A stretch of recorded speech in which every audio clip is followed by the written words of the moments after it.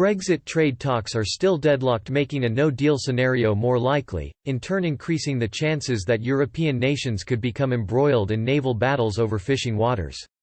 This warning was made by fishermen in France as many prepare for life without the same access to British waters.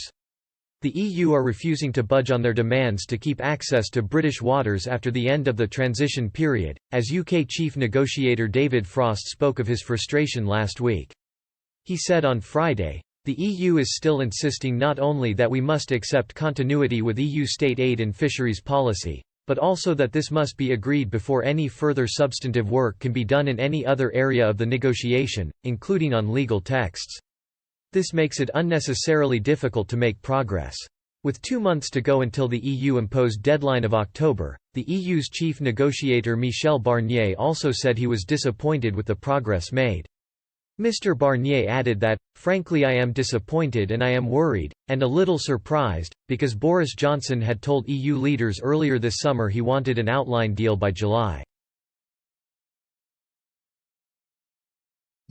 He continued, "Too often this week it felt as if we were going backwards more than forwards."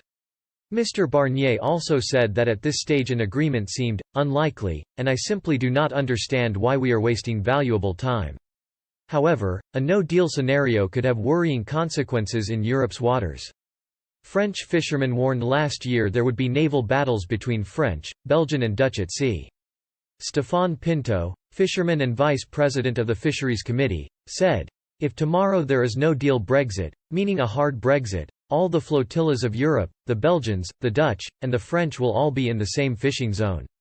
And in terms of cohabitation that would be difficult. I think there would be a naval battle."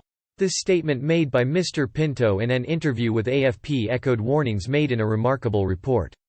The government's Yellowhammer report made a surprising claim when published in September last year, warning of clashes in the Channel and illegal fishing as the open waters between the UK and the EU are shut.